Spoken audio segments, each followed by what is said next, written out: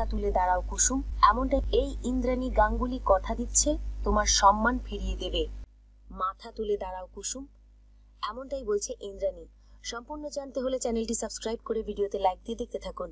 কুসুম সিরিয়ালের নতুন পর্বে দেখা যায় আয়ুষ্মান সেই ডেরায় চলে এসেছে কুসুমকে বাঁচানোর জন্য। তখন অজয় নিজের ছুরিটা বের করে কুসুমের গলায় ধরে থাকে আর বলতে থাকে, এক পাও এগোবে না, তাহলে কিন্তু এখানেই শেষ করে দেব কুসুমকে। আর কুসুম তোমার কে হয়? হ্যাঁ শুনি, তোমার বাড়ির কাজের মেয়ের জন্য এত টান কেন তোমার? ওর সঙ্গে হয়তো কিছু আছে তোমার। তখন আয়ুষ্মান রেগে গিয়ে বলতে থাকে, একদম বাজে কথা বলবে না, চুপ করো তুমি। তখন অজয় আরো ভয় দেখালে আয়ুষ্মান বলে, ঠান্ডা হ, আমি পিছিয়ে যাচ্ছি তোমার কথা শুনে। এই বলে পিছুতে গিয়ে একটা ডান্ডা পেয়ে সেই ডান্ডাটা তুলে কুসুম বলে চেঁচিয়ে অজয়ের মাথায় একবারই মারে। অজয় মাটিতে লুটিয়ে পড়ে। তখন আয়ুষ্মান ওর গায়ের উপরে বসে দুমদাম করে মারতে থাকে। সে এত মার মারে যে তাকে আধমরা করে ফেলে। তারপরে কুসুম বলতে থাকে, ছোট সাহেব। তখনই আয়ুষ্মান কুসুমের কাছে গিয়ে তাকে গাড়িতে তুলে নেয়। এদিকে অজয় পালিয়ে যায়। আয়ুষ্মান কুসুমকে গাড়িতে তুলে বাড়িতে ফিরিয়ে আনে। গাড়ি থেকে নামতেই ঈশান এসে বলে, জাদুকর তুমি ঠিক আছো তো? তোমার কিছু হয়নি তো?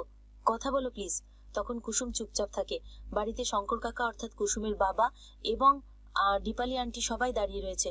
তখন কুসুম বাড়িতে চলে আসে। এদিকে ঘন্টু তো কুসুম বলে ডেকে ওঠে, কারণ তার দিদি বাড়ি চলে এসেছে। কুসুমের বাবা উঠে গিয়ে সঙ্গে সঙ্গে কান্না করতে থাকে আর বলতে থাকে, আমার ভুল, সবটা আমার ভুল। আমি নিজেই তোকে ওই বিপদের হাতে ফেলে দিয়েছিলাম। ওই ছেলেটা যে এত খারাপ আমি জানতাম না। তাড়াতাড়ি বিয়ে দিয়ে আমি খুব ভুল করে ফেলেছিলাম, আমাকে তুই ক্ষমা করে দে মা। এদিকে ঈশান খুব রেগে যায়, বলে, আমাদের বাড়ির প্রত্যেকটা স্টাফই গুরুত্বপূর্ণ, তাদের দিকে চোখ তুলে তাকিয়েছে ওই অজয়ের চোখ আমি ছিঁড়ে ফেলে দেব। ও কোথায়? তখন আয়ুষ বলে, তুমি এতটাও আপসেট হয়ে যাচ্ছ কুসুমের জন্য? ঈশান বলে, হ্যাঁ হয়ে যাচ্ছি। জাদুকর আমার জন্য সবকিছু, কারণ জাদুকর আমাকে শিখিয়েছে ছেলে এবং মেয়ে বন্ধু হতে পারে, তাদের মধ্যে কোনো খারাপ ইন্টেনশন থাকতে পারে না। আর আমি যেটা আগে করতাম সেটা খুব খারাপ। হয়তো মেয়েদেরকে ইউজ করে কিছু সময় কাটাতাম, মজা নিতাম, সেটা কিন্তু একদমই ঠিক নয়। কুসুম আমাকে আঙুল দিয়ে শিখিয়েছে যেটা কেউ পারেনি। তখন আয়ুষ্মান মনে মনে খুব খুশি হয়ে ঈশানকে জড়িয়ে ধরে আর বলতে থাকে, সত্যি কুসুম সত্যি জাদুকর। এদিকে কুসুমের বাবা কুসুমকে বলতে থাকে, শব্দ আমার আমার আমার, এই বলে সে নিজেকে নিজেই হাত দিয়ে চড় মারতে থাকে। তখন কুসুম তার বাবার হাত ধরে ফেলে আর বলতে থাকে, এটা আমার কপালে ছিল বাবা, তোমার তো কোনো ভুল নেই। তুমি তো আমার বিয়ে দেওয়ার জন্য একটা ভালো ছেলে দেখেছিলে, কিন্তু ও যে ভেতরে ভেতরে এরকম সেটা কিভাবে জানতে তুমি? আসলে আমার ভাগ্যটাই পোড়া, সুখ আমার কপালে নেই। তখন কুসুমের বাবা কষ্ট পেয়ে কুসুমকে জড়িয়ে ধরে। এদিকে ঘন্টু জিজ্ঞাসা করে, কি হয়েছে, আমাকে কি কেউ বলবে? তখন কুসুমের বাবা বলে, কিচ্ছু বুঝবি না, তুই এখান থেকে যা। ঘন্টু এসে আয়ুষ্মানকে জিজ্ঞাসা করতে আয়ুষ্মান বলতে থাকে যে একটা রাজরানীর গল্প শুনেছ, যেখানে রাজরানী এবং রাক্ষস থাকে?